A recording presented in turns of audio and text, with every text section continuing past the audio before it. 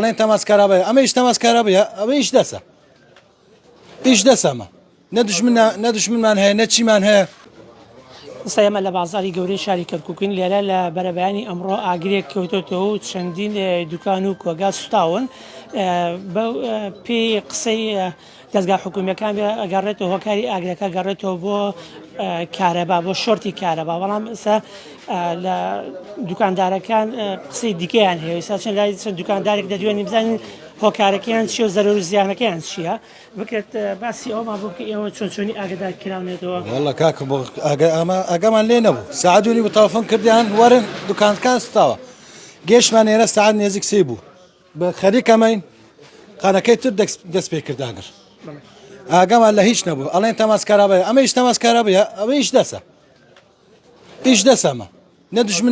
من هي نتشي من هي تشيم حاله نيزك ججنيا حمام دکاندارم بازاری کردمانه یک پارچه من نماله دکان همویسته هیچ من نماله کاکا عالم هیا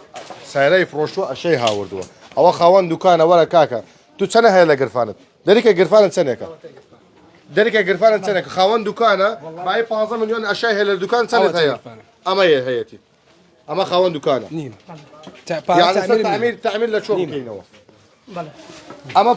تخو اما باي 4 مليون ابي امشي ليفا باي 4 مليون هاوردو 8 مليون بو ججنه بازاریم کرد اما ایماوه هوش تا هیچ لینه ما اما حال كسباتيا اما سعدوني شو ايما هاتوينا دكانك كوجينينا من جۆبیسی لە چەند دوکاندارێک هۆکاری ئاگرەکە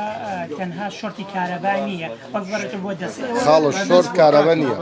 بەدەست بووە یەکەمی سەفەر ئەمە سوتانیان دوایی ڕۆیان بەو خانە خلال 10 دقەیە خلال 10 دقە ئەوە سوتە لەم لە 65 دوکان لەو لە 90 دوکان تاکو چەند ڕاستە من پرسیاری ئەوەم کرد لە چەند دوکاندارێک گوایە لە سەرۆی دوکانەکان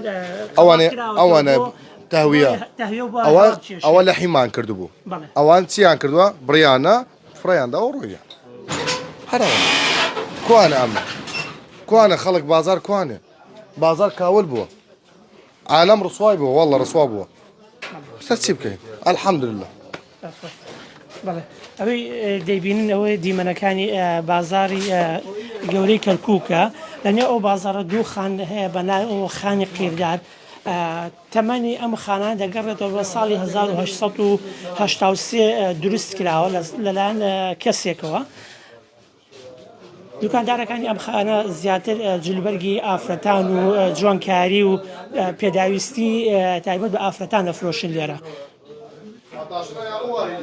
بەپێی ئەو پرسیارانەی ئەوە کردومانە و زانیارانی کە دەستی ئێمە کەوتووە بە هەردوو خانەکەەوە نزیکەی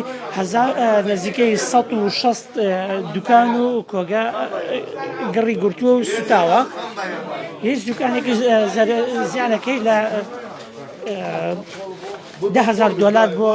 $30,000 بۆ $40,000 کەمتر نییە ئەوەی دەیبین ئەوە دیمەنی ناو بازاری گەورەی کەرکووکە.